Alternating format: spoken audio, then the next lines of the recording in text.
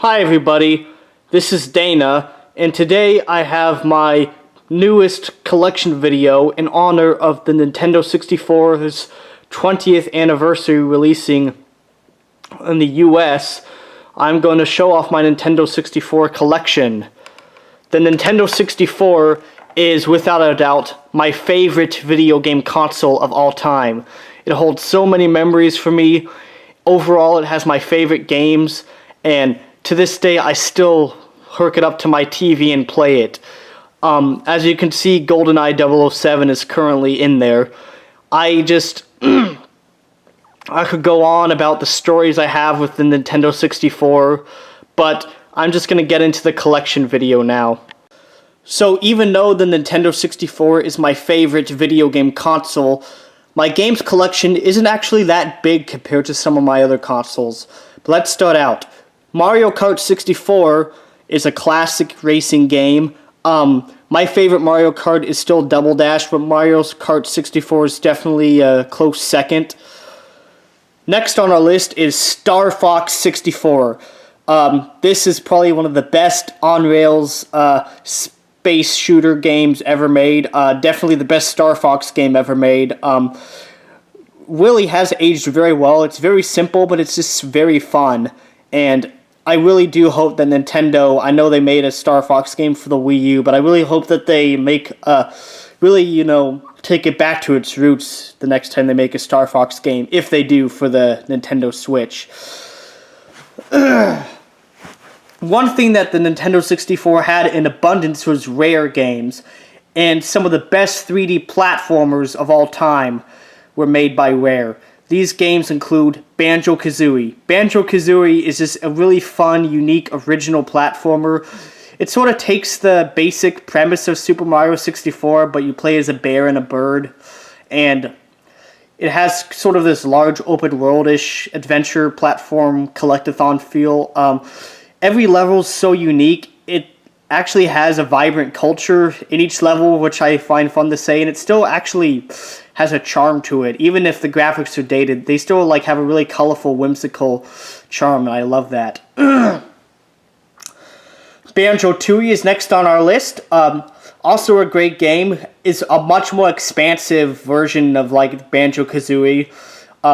Much more expansive sequel. Definitely has some differences, but the controls and gameplay are still largely the same, and it still works really, really well. I actually have yet to beat this one. I have beaten Banjo Kazooie, but Banjo Tooie is another great game by Rare. Goldeneye 007! My favorite first-person shooter of all time. In fact, I'm gonna make a confession. I'm usually not really a big fan of first-person shooters. I just don't really enjoy them that much. I mean, that's just me. But GoldenEye 007 has always been an exception. I just love playing this game with, family members and friends, even to this day. It helps that I'm a big fan of the James Bond series. I love the Bond movies, and I love the Bond books by Ian Fleming. GoldenEye 007 has probably, next to Smash Brothers, the best multiplayer game for me. I just have so much fun playing this game. Aspects of it definitely haven't aged well. The controls can be a little stiff and finicky, but I mean, they still basically work and feel like second nature to me once I can get used to them. Even the single-player experience in this game is a lot of fun.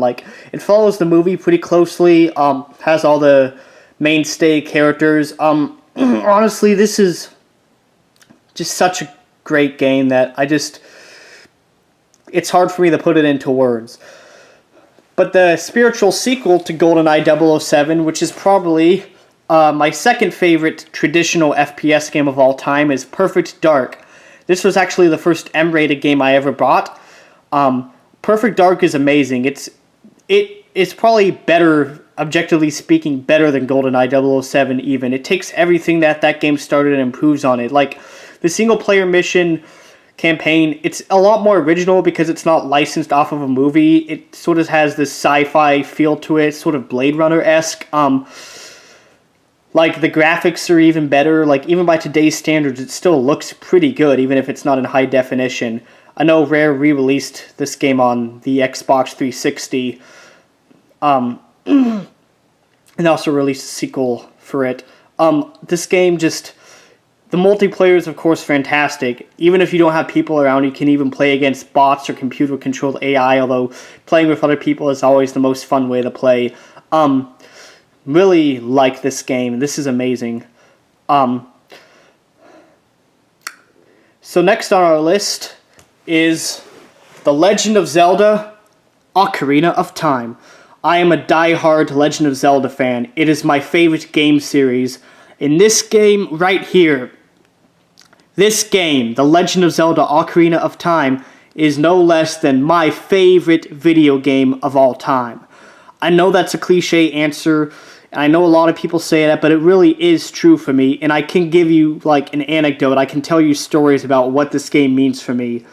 In fact, I will in a future video.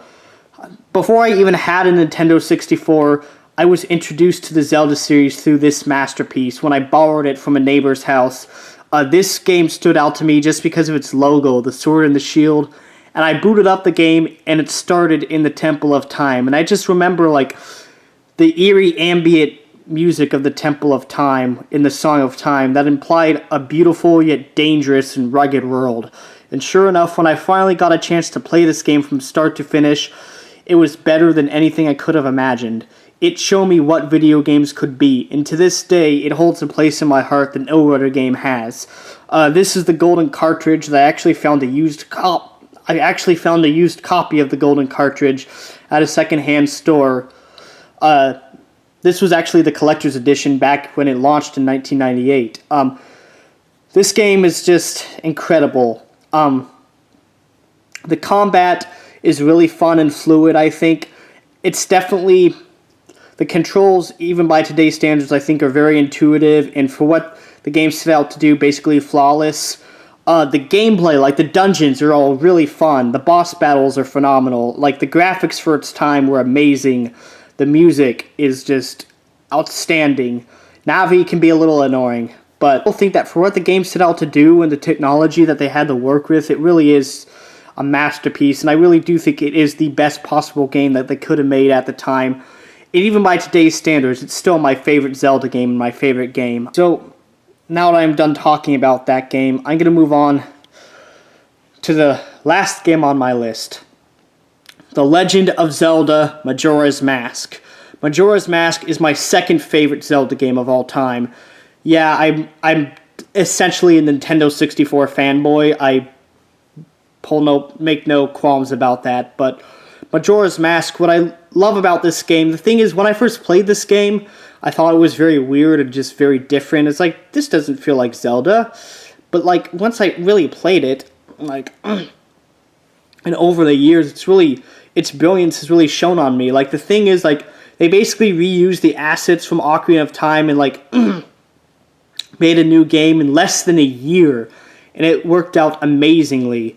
Like, it brought back the masks, like, from the Happy Mask Salesman, but really, like, up to the ante. Like, the story in this game is a lot more personal.